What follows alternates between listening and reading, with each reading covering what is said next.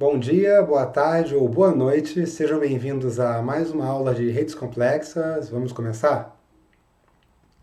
Na aula de hoje a gente vai falar sobre modelos matemáticos para redes, modelos de grafos aleatórios, em particular o modelo GNP e algumas propriedades induzidas por esse modelo.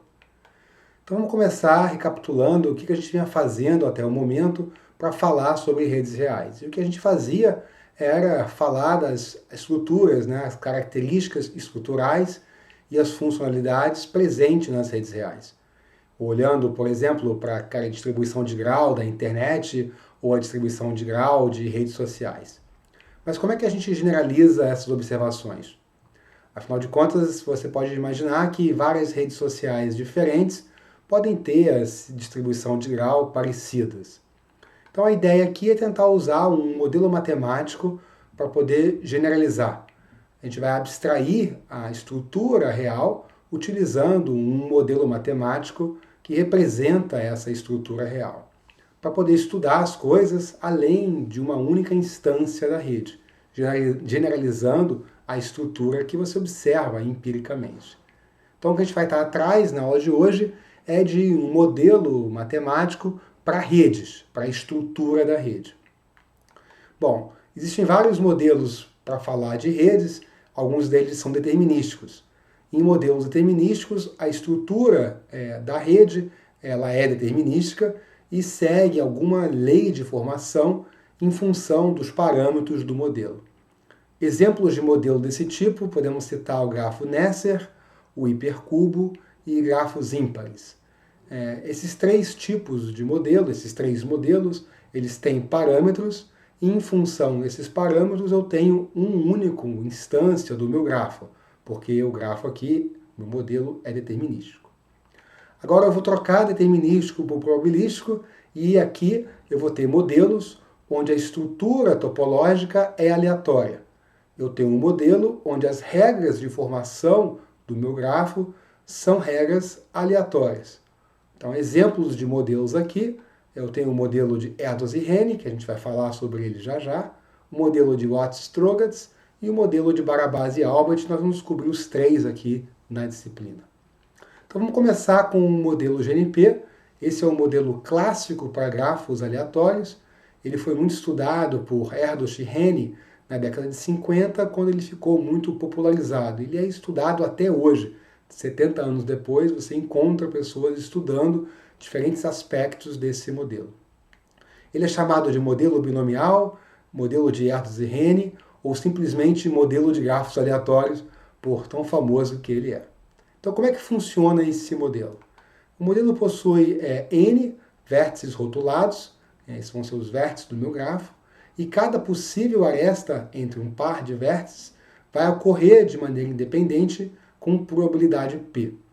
Então isso vai dar origem a um grafo não direcionado e sem loops, sem arestas do vértice para ele mesmo. Então é um modelo bem simples de descrever com dois parâmetros. Então ele possui N, esse número de vértices, e P, a probabilidade de ocorrência de cada possível aresta. Esses são os dois parâmetros do modelo e é por isso que o nome dele é GNP. Bom, dado esses dois parâmetros, qual é o grafo que o modelo vai gerar? Então, se n for igual a 5 e p igual a 1 quarto, qual vai ser o resultado desse meu modelo? E a resposta aqui é qualquer grafo que tenha 5 vértices, porque qualquer um deles pode ser gerado pelo modelo. O grafo é um aleatório. Aqui eu tenho exemplos de resultados que o modelo pode dar. Okay? Repara que eu tenho um grafo em linha, que é o da esquerda, e um grafo que nem é conexo, que é o da direita. É claro que a probabilidade do modelo gerar cada um desses grafos não vai ser a mesma. Isso vai depender de P. P vai controlar a probabilidade de cada possível grafo ser gerado pelo modelo. Bom, então nosso objetivo na aula de hoje é estudar a estrutura dos grafos que são gerados por esse modelo, em função dos seus dois parâmetros N e P. É claro que essa estrutura é aleatória, o grafo que eu vou observar depende da realização. Quando você realiza o modelo, você observa um grafo. E a gente pode ainda assim caracterizar as propriedades topológicas de maneira probabilística e utilizando um conceito que a gente vai ver já já, chamado de quase certamente. Então, apesar do modelo ser aleatório, a gente pode sim falar das características estruturais que os grafos que são gerados por esse modelo vão possuir. Mas antes disso, vamos falar de propriedades bem simples desse meu modelo. A começar pelo espaço amostral, né? Qual é o tamanho do espaço amostral desse modelo? Bom, eu já comentei, né, que todos os grafos podem ser gerados com esse modelo, todos os grafos com n vértices. Então a pergunta é quantos grafos diferentes nós temos em n vértices rotulados. E a resposta é 2 elevado à combinação de n2a2. E é 2 porque cada aresta pode estar ou não no meu grafo observado, e eu tenho um total de combinação de n2a2 arestas. Então o espaço amostral tem essa cardinalidade. É importante você perceber que isso aqui é muito grande, né? É 2 elevado à ordem de n ao quadrado. Então cresce muito rapidamente com n. Agora, uma pergunta muito importante é qual é a probabilidade do modelo gerar um grafo específico com n vértices. Bom, um grafo específico ele é representado por um conjunto de arestas. Então vamos chamar E o meu conjunto de arestas, definidas pela aresta E1, E2 até EM. Então, a probabilidade do modelo GNP gerar exatamente esse grafo é a probabilidade dele gerar exatamente essas arestas. A primeira aresta, a segunda até a enésima. Bom, a probabilidade de cada uma delas é P, então isso vai ter que acontecer, e eu não posso gerar nenhuma outra aresta, então a probabilidade de não gerar, de gerar nenhuma outra aresta é 1 menos P elevado a quantas outras arestas eu tenho. Então repara que essa probabilidade depende apenas da cardinalidade desse conjunto E e não das arestas específicas. Ou seja, nesse modelo, a probabilidade associada a um grafo específico depende apenas de quantas arestas ele possui, e não de quais são as arestas desse grafo. Uma outra observação importante é que todos os grafos vão ser aqui prováveis quando P é igual a meio. Então, quando P é igual a meio, você pode fazer a conta, todos os grafos possíveis, independente de quantas arestas ele possui, vão ter exatamente a mesma probabilidade. Bom, vamos falar um pouquinho sobre o número de arestas que esse modelo vai possuir. Quantas arestas tem esse modelo? Bom, quando a gente fala isso, a gente está falando das arestas na realização desse modelo. E isso vai ser uma variável aleatória, o número de arestas. Vamos chamar M esse número de arestas, então eu estou interessado na distribuição de M. A distribuição de M vai ser dada por uma distribuição binomial, e a maneira de ver isso é pensar que cada aresta, possível aresta, vai ocorrer com probabilidade de P, e com probabilidade de 1 menos P ela não ocorre. Eu tenho um total de combinação N2A2 arestas, então a probabilidade de Mzinho delas ocorrerem é exatamente o que está no slide. Então, essa distribuição binomial tem um valor esperado, que é dado pelo valor esperado da binomial, que é o produto dos seus parâmetros, que é a combinação de N2A2 e P. Então, repara aqui que o número de arestas desse meu modelo é da ordem de N ao quadrado vezes P. Um outro aspecto muito importante da estrutura é o grau dos vértices. Então, qual é o grau de um vértice qualquer desse modelo? De novo, o grau vai ser uma coisa aleatória, depende da realização, então a gente está interessado na distribuição do grau D. Então, aqui um vértice I, o vértice I vai ter um certo grau quando o modelo é realizado, e esse grau pode ser 0, 1, 2, até n-1, que é o vértice I, está conectado a todos os outros vértices do grafo. Então, qual é a probabilidade do grau dele ser igual a K? E aí, de novo, eu posso pensar que cada aresta vai incidir sobre o vértice I com probabilidade P. Então, de novo, o que a gente vai ter é uma distribuição binomial. Para cada aresta que incide sobre o vértice I, eu tenho P, e para cada aresta que não incide, eu tenho probabilidade 1 menos P. Então, a probabilidade do grau dele ser igual a K é coeficiente n-1 K a K, escolhe K arestas da n-1 possíveis, que vão incidir sobre ele, P elevado a K, 1 menos P elevado a n-1 menos K. Então, o valor esperado de grau é o produto dos dois parâmetros, que vai ser n-1 vezes P. Então, esse é o valor esperado de grau para o modelo GNP. Então, repara que a distribuição de grau desse modelo segue uma distribuição binomial.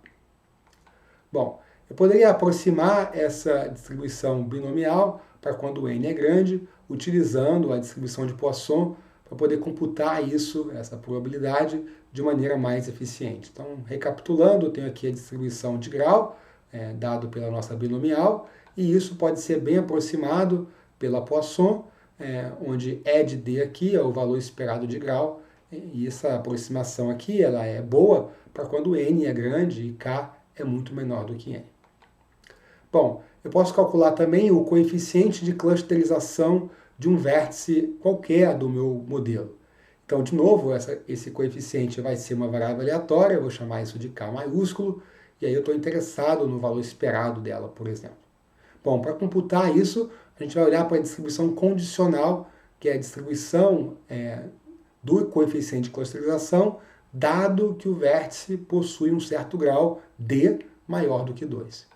Então, dado que ele possui um grau D maior do que 2, a probabilidade de eu ter K arestas entre os vizinhos dele é P elevado a K, 1 menos P elevado à combinação de D 2 a 2 menos K, vezes o coeficiente aqui de D 2 a 2 K a K, que está faltando. Ok? E o que é importante aqui é você perceber que essa probabilidade, essa distribuição também é uma binomial, condicionado que o grau dele é igual a D. Okay? Então, isso aqui é a probabilidade de eu ter K arestas entre os meus D vizinhos, né? Dando origem a um coeficiente de clusterização, que é K sobre combinação de D 2 a 2. Eu posso calcular o valor esperado dessa distribuição condicional, e esse valor esperado vai ser igual a P, que não depende do grau. Então, repara que no modelo GNP, a coeficiente de clusterização é igual ao parâmetro dele, o valor esperado do coeficiente de clusterização é igual ao parâmetro P do modelo. Bom, agora eu quero falar sobre propriedades topológicas que a gente vai poder observar dentro desse modelo. Então vamos chamar de X uma propriedade qualquer. E a gente vai usar a propriedade de ser conexo. Repara que um grafo ele pode ser conexo ou não. E aí G é uma realização do meu processo aleatório, né? É um grafo que você construiu a partir de um modelo aleatório que sai do seu espaço amostral. Então a pergunta é se G vai ter essa propriedade ou não. E a resposta é depende, né? Depende do G que você escolheu no espaço amostral. Tá? Depende da amostra. Então, pensa no seu espaço amostral como sendo todos os possíveis grafos que o meu modelo pode gerar. Então, estão eles aqui. E aí X, uma propriedade estrutural, como por exemplo ser conexo. E aí o que vai acontecer é que alguns grafos do espaço amostral possuem essa propriedade e outros não possuem. Então o modelo, né, ele vai escolher um desses grafos do espaço amostral quando ele for realizado. Então ele pode possuir, né, o grafo escolhido pode possuir a propriedade ou não. Em particular, a gente pode falar sobre a probabilidade do modelo gerar um grafo que possui a propriedade X. Então vamos chamar de P de G a probabilidade do modelo gerar um grafo G do meu espaço amostral. Lembrando, né, que os grafos do espaço amostral, eles não são todos equiprováveis, né? Depende do grafo. Tá? Então, agora vamos chamar de C o conjunto de grafos do espaço amostral que possuem a propriedade X. Então, com isso, a gente pode definir a probabilidade do modelo gerar um grafo que possui X, simplesmente somando por todos os elementos do espaço amostral que possuem essa propriedade. G' aqui, pertencente a esse conjunto C. Então, essa probabilidade ela vai depender de n, né, que é o número de vértices do meu grafo, né, e o que a gente vai estar interessado aqui é na probabilidade assintótica, para quando n é grande. Para evitar detalhes aqui para quando n é muito pequeno. Bom, eu preciso agora apresentar um conceito que se chama propriedade de quase todos os grafos, ou quase todos os grafos, esse é o conceito. Okay? Então, vamos definir G como sendo um modelo de grafo aleatório, como por exemplo o modelo GNP. X, uma propriedade topológica, então a gente vai dizer o seguinte: se a probabilidade desse modelo gerar um grafo que possui X for a 1 quando n vai para o infinito, então a gente vai dizer que quase todos os grafos desse modelo possuem a propriedade X. ou seja, x ocorre em G, AS. AS quer dizer asymptotically, almost surely, asymptotically porque n está indo para o infinito e almost surely porque a probabilidade está indo para 1. Então, repare que é muito útil você caracterizar propriedades topológicas nesse arcabouço, porque você consegue saber, né, que essa propriedade x vai ocorrer numa instância do seu modelo conforme n vai para o infinito, se você tiver essa propriedade de quase todos os grafos. Bom, então vamos voltar a falar um pouquinho sobre o modelo GNP e estudar a estrutura dele assintótica em função dos parâmetros dele, NP. Então, de novo, a gente está interessado para quando n é grande, que é quando a gente consegue utilizar esse conceito de quase todos os grafos que a gente acabou de definir. Então, será que essa probabilidade desse meu modelo possuir uma propriedade vai para 0 ou vai para 1? Para onde é que isso vai? Tá? X aqui vai ser uma propriedade que a gente vai escolher. E a gente vai ver algumas aqui na aula de hoje e vamos dar sequência a isso na próxima aula. Uma coisa muito importante é que essa probabilidade também vai depender de P. Afinal de contas, P controla, né, a probabilidade de arestas desse meu modelo. Então eu tenho esse meu limite em n, né? N está indo para o infinito, mas a gente precisa dizer o que vai acontecer com P. Como que P varia quando n vai para o infinito? É que eu tenho duas alternativas, P pode ser fixo, ou seja, é uma constante que não varia com n, e P pode ser uma função de n, em particular uma função decrescente, faz mais sentido. E é claro que o P que você escolher vai ter uma influência fundamental na estrutura e, consequentemente, nas propriedades que você vai observar com o seu modelo. Então vamos começar um estudo na aula de hoje para o que acontece com esse meu modelo GNP quando eu tenho um P fixo. Então P, essa probabilidade, é uma constante maior do que zero. N está indo para o infinito e P está fixo. Se eu fizer isso, eu posso olhar para o valor esperado do grau, né, dos vértices aqui. E a gente viu que o valor esperado é n-1 vezes P. Bom, se P é fixo e n está indo para o infinito, o valor esperado de grau está indo para o infinito também, linearmente rápido, vamos dizer assim. Eu posso também olhar para o número de arestas esperado do grafo. A gente viu que o valor esperado do número de arestas é n2a2 vezes P. Se P é uma constante e n vai para o infinito, esse número também diverge para o infinito quadraticamente rápido, né, da ordem de n ao quadrado vezes P. Então, repara que quando eu tenho P fixo, eu vou ter um grafo muito denso. A densidade desse grafo vai ser relativamente alta. Então, o que a gente está interessado é, de maneira intuitiva, entender o que vai acontecer, né? Então, intuitivamente, você poderia esperar que o grafo vai ser conexo e que os vértices vão estar todos muito próximos uns dos outros. E essa intuição pode ser convertida em teorema e é exatamente isso que vai acontecer. Para P constante maior do que zero, a gente tem que o GNP é conexo a AS. O que significa isso, né? Traduzindo esse AS, bom, basicamente o limite de quando n vai para o infinito da probabilidade do grafo ser conexo, essa probabilidade está indo para 1, conforme n vai para o infinito. Então ele vai ser conexo a AS. Como é que eu provo esse tipo de resultado? Bom, uma ideia aqui é mostrar que a probabilidade de não ser conexo vai a zero. Então, eu olho para o evento complementar e mostro que essa probabilidade vai para zero.